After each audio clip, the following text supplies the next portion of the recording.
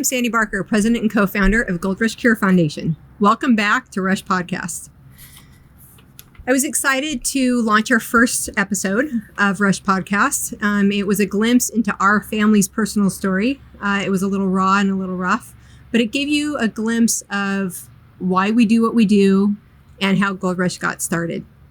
These Rush podcasts are going to really give you a view into some amazing heroes that we've met along the way. Some of these heroes are still battling cancer. Some are survivors. Some, we're just giving you an update of where they are. And we're also going to give you a glimpse into some of the volunteers who help us do what we do. I am so excited and thrilled to introduce you to the first hero that we are highlighting on Rush Podcast, Sage Escalante. I'm so happy to be here. The Escalantes are near and dear to my heart, and I don't know why I'm getting choked up. I love you guys so much. Sage, I met their family, Kristen, her mom, Dave, her dad, and Sage when Sage was first diagnosed. And they've just become such a special part of my life, and I'm very blessed to know them. So thank you for being here and sharing your story. You're an inspiration for so many reasons, but I know you're going to be to our viewers as well. Let's start from the beginning. What was your life like before you even got diagnosed?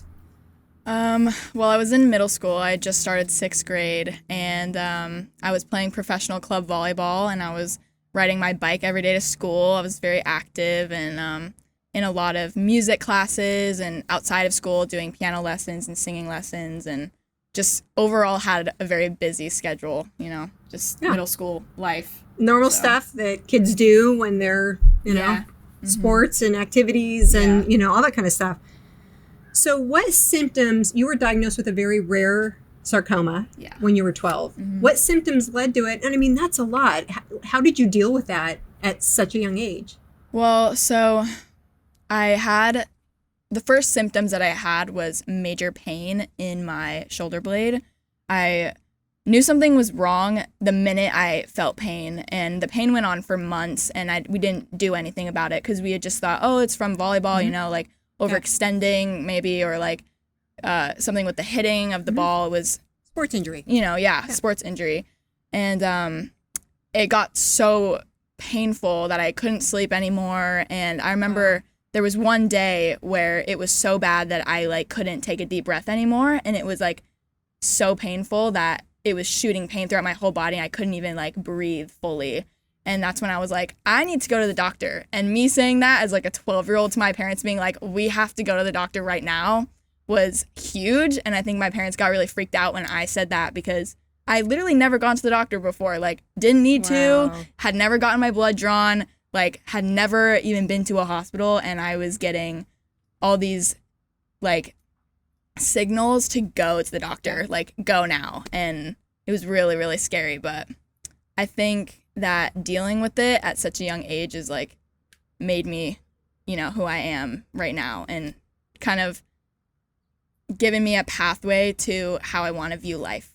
And so it's kickstarted a lot of things. It's definitely given you empathy. I know you. Mm-hmm. And when you go through something like this, you're a different person. Yeah. You're changed. You have a heart, not just for children battling cancer, but for other kids that are facing struggles. Mm-hmm. And you definitely do. And we'll talk about that in a little bit.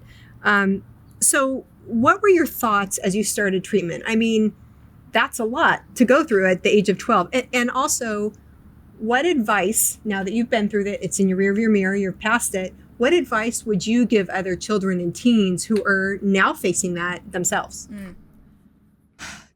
First, going through treatment was really unexpected, and I didn't know what was going to happen. I was super unaware of what chemo was, or what these types of medicine entailed, and how I was going to feel and how I was going to look after, or be after.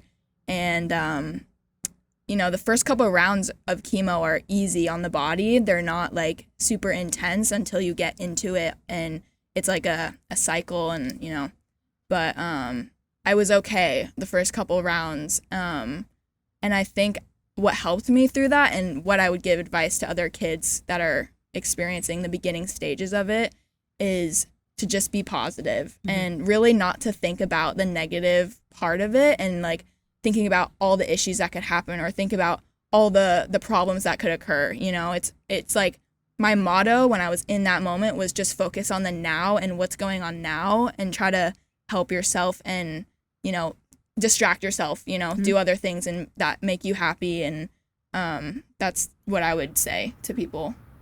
Okay, that's incredible advice. That is incredible advice. Actually, you know what? That could really be for anything we face in life. Yeah. You know, I mean, we all go through hard times, not usually something like this, but we all go through hard times. And what you just said is so poignant and inspiring. It really is. I mean, that's amazing. So what all did your treatment entail? I remember you guys were going down to San Diego, which is about an hour and a half each way for your radiation. How long was your treatment and what all did it entail? So I got diagnosed in December of 2015 and I had chemo for 11 months straight. After that, every other week I was either inpatient or outpatient getting chemo. And then I had about 3 rounds of chemo, and my tumor had shrunk enough that I could get surgery. So then I flew to Sloan Kettering in New York, and I got my huge surgery that pretty much saved my life. My doctors there were incredible. And I lived in New York for a month healing after and doing scans, making sure everything was gone. And then when I flew home, I had to do chemo, but I also had to do radiation on top of it. So I was driving down to San Diego, like you said, every day for 5 days a week for 6 weeks. Wow. And that was crazy too, because of course my parents were getting tired of driving me that, you know, all those times. So we made like a little like adventure out of it and we started calling it radiation road trips. And we would have like my friends drive me or like my friends' parents drive me. And then after my treatment, we would go like get lunch or something. Like we would make it a whole thing. And then after my surgery, I had another 10 rounds of chemo. So I was doing chemo and radiation and more surgeries, just, you know, clean up everything and make sure everything was gone because the cancer that I had was so aggressive and so fast growing that they needed to make sure that everything was gone, that there was nothing left in there. Yeah. Every cell was gone. So as much, I mean, you guys had such a positive attitude and everything. I'm sure there were days that were tough. I mean, you can't go through what you went through. And what things cheered you up? What things, if you were having a hard day, what could you do or think about or whatever that would make it easier? I think music definitely plays a huge part because music became pretty much what I wanted to do as my job the minute I got sick, because I was gifted a ukulele from my grandparents when I got diagnosed, and I would bring that every day with me to the hospital, and I taught myself how to play it. And I remember like the first couple of weeks that I was in the hospital, I wrote my very first song on it, and it was about how much I hated the hospital. Like I literally wrote a song about how much I hated being there, and it was a funny song. Like it was kind of making fun of everything, and it made it better, you know, writing songs about like how horrible my life was, but it made it more light and fun. Like I'm playing it on this little ukulele that's happy. And so writing songs would distract me a lot. I started doing that all the time and getting better at it as I did it more. I would listen to music in headphones and kind of just zone out in the hospital room with like, you know, the noise canceling headphones and just focus on that. I would play cards with my mom or my dad if they were there, and I would have friends come visit me and do little trips and stuff to kind of get away from my home area because it was constant. Like the minute I had a break, we would be doing something, you know, adventure or like experiences. So yeah. That's awesome you were able to do that, because I know sometimes that's challenging, you know. Unfortunately, we live somewhere where you can literally be at the beach or the mountains or whatever and, you know, in no time at all. And so when I thought about that question, what came to mind for me about you was just the positivity you guys kept, your whole family kept the whole time, and music. Those two things. And that's kind of what you just said is, you know, the same type of thing. So even though we met when you were first diagnosed, I feel like your first experience with Gold Rush was at your pot of gold delivery. Yes. So tell me about your delivery. How did it make you feel? What were your favorite gifts? Tell me about it. I hadn't heard of it, I think, before I got my pot of gold, and it's a total surprise when the kids are getting it. And I remember my mom was like, let's just go to Starbucks, and it was totally normal. Like, I didn't think anything of it, obviously, because we would go to Starbucks like every day. So we're going there, and I could tell something was weird. Like, she's so funny when she tries to keep stuff from me because I just know that there's something off. You know why? Why? Because I wasn't done setting up and you were almost there. And so I texted her and I'm like, give me 5 minutes. So she's like driving around the block. That's my! I was like, what are you doing? It was really funny, but of course I wouldn't have guessed, what was going on. But then, yeah, we get there, and then I saw, I think Jenna was there, and like some other volunteers. And I was just, I knew it was for me because of everybody. And yeah, so I was really shocked. I was like, I didn't expect it at all.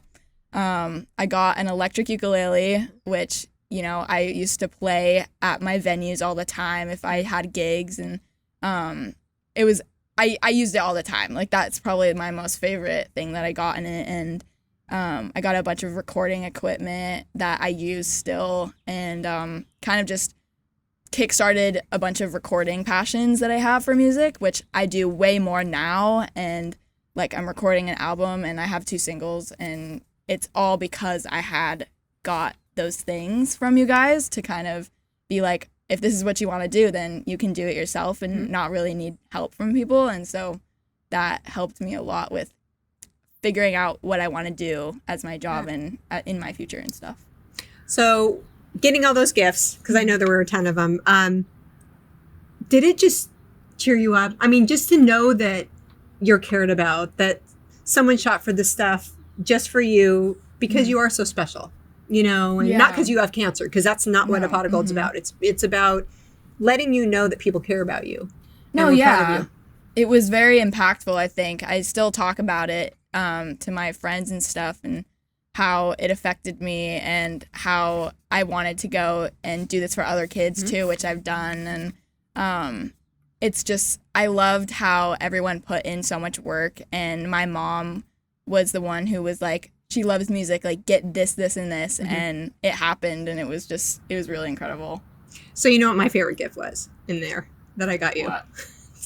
So I got the list from your mom, and I'm going through it, and then it said Vintage Queen album. I'm like, oh my gosh, I love her. Yeah, yes. That was, I'm still obsessed with Queen. Still obsessed. We both went to the Queen concert when it was, So when I saw that, I'm like, I don't care how much it is, she's getting this. Yeah, because I was looking for that record for so long, and then when I saw that, I was like, oh my gosh. Yeah, that was more than your ukulele, but worth every penny. Of course it was more than the ukulele, but it was so great. That was so great. I just saw that, and I'm like, oh, yay. Okay, so let's fast forward to your treatment ending. How did you celebrate that milestone? I mean, what a cool day. Yeah, I remember the hospital did a lot of stuff for me. They came in my room really early in the morning, and they had this big sign that said like happy last chemo on it, and all the nurses and staff signed it, and they gave us like capes and stuff because heroes. And I just remember we walked out of that hospital with the capes on, and we had like all these pictures of us like walking out, and I literally never had to go back to the cancer floor. Wow. So it was like a huge moment of, okay, we're actually leaving, like I don't have to do treatment anymore. Like, that gives me goosebumps. It was like a huge moment, and I was so excited to leave. I was like, give me the discharge papers, like, let's go. Yeah. So we're out of here. It was really good. Yeah, we're out of here. Music is such a huge part of who you are. I feel like it's just your heart and soul. Why is it, what about it makes it so special to you? I think it's because when I was going through everything, that was my one way of expressing everything that was going on, how I wanted it to be expressed and interpreted. And I think I was just so like, I had done music before I had gotten sick, but it became more of like a reality of what I could do, because I obviously couldn't work out anymore and do my sports, which I was doing. So I had to figure out like what was going to take over my free time, and music just kind of took over everything. And there was a music therapist at the hospital that would literally come in and record with me on my hospital bed. And I still listen to those tracks, and they're like so crazy to listen back to. And just like people would come in and play music with me, like other cancer patients were also musical, and I made great connections. And so I think music just became like my whole life, like being in the hospital. I would not go without my ukulele. Like it came with me everywhere. So, well, and you've used it for so much good. I mean, some of the other prodigal deliveries, you would come with us, and these other kids that, they're getting their gifts and they're having a great time.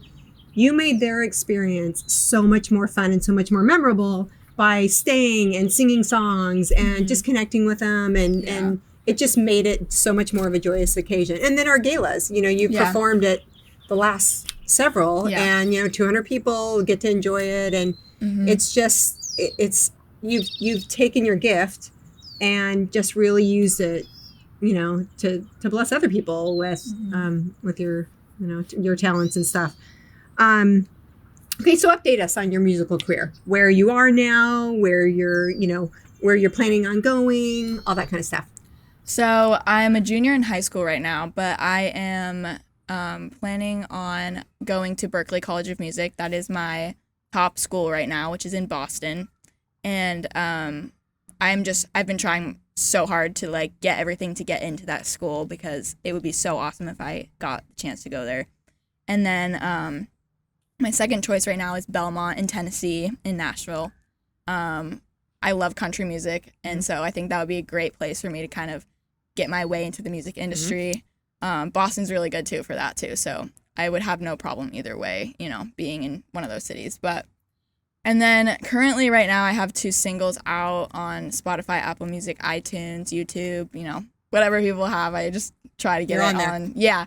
So, and that's really exciting too. It takes a lot of work to create these songs and produce it, but I have a producer in Santa Monica, and he is super good with working with me and listening to what my visions are and doing it when I say like, no, we're not going to do that, but then does something like way better. And it's a really good collaboration, and it's definitely something that I will be doing for a long time. Well, you work so hard at it. So people are going to want to follow you. What's the best way? SageEscalantemusic.com. I know you're on social media too. So everything is under Sage Escalante Music, Instagram, Facebook.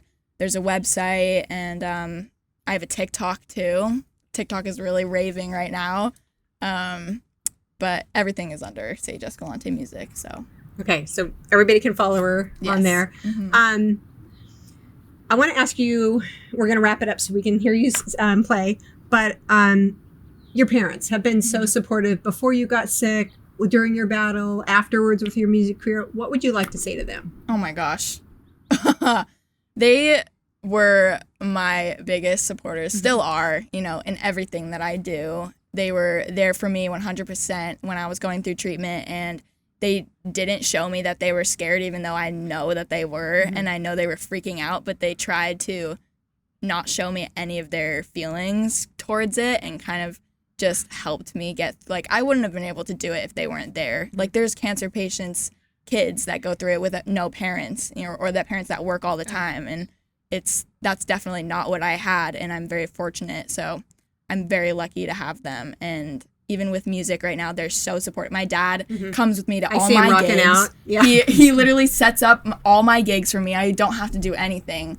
And no matter what it is, like if it's a 4-hour gig, he stays the whole time and then helps me like de-set everything. Like, and my mom is there filming and taking pictures and posting. It's just like we all work together, and it's all for me, and it's just so like overwhelming, but it's so awesome that I have parents like that. Yeah, it is. They're amazing. Okay, last question, and then we're gonna hear your song. Okay. What I feel like there's so many levels to you. There's the Sage, the cancer survivor. There's Sage, the the musician. There's so many different aspects of you. What do you want people to know about you? Oh my gosh, I feel like I'm kind of like a bunch of everything. You're a chameleon. Like I'm just like I love people. I love friends and family, and I love doing crazy stuff, like going on adventures, and like I obviously love jamming with random people. If there's musicians, like I saw this band playing at Strands Beach the other day, and I was like, can I just sing with you? And I did, and I literally just sang like with this random band, and it was so much fun. And like I love dogs, I love animals. We rescue like all these different animals, and I love being outside and doing like biking or hikes and all these other stuff. So, and traveling, love traveling.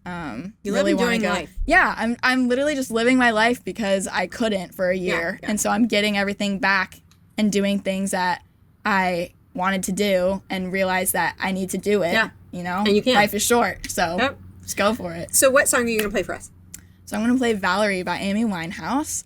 Amy Winehouse is one of my biggest inspirations, and so I play this song at my gigs like all the time. And it's definitely like a crowd favorite, so it's a good one. Okay. Yeah.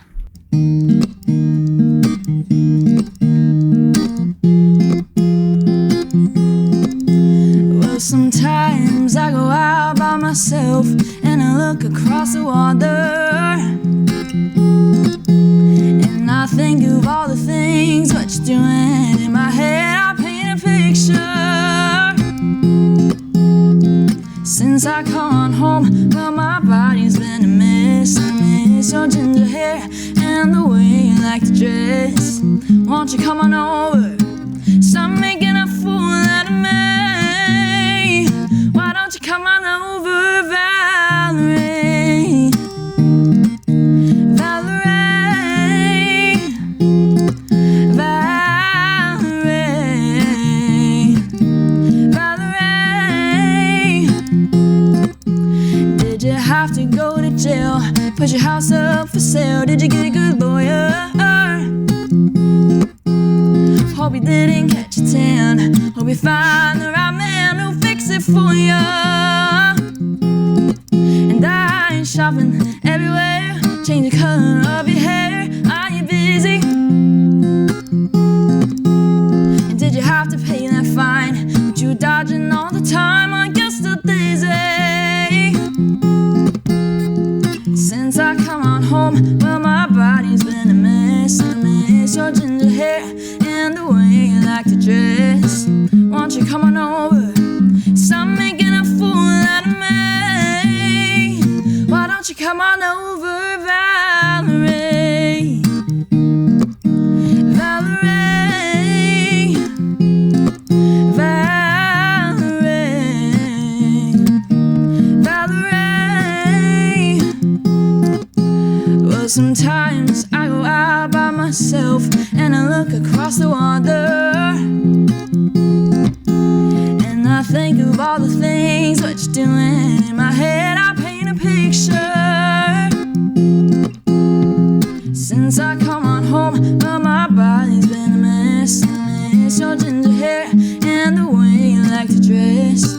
Won't you come on over? Stop making a fool out of me. Why don't you come on over, Valerie? Valerie, Valerie, Valerie. Why don't you come on over, Valerie?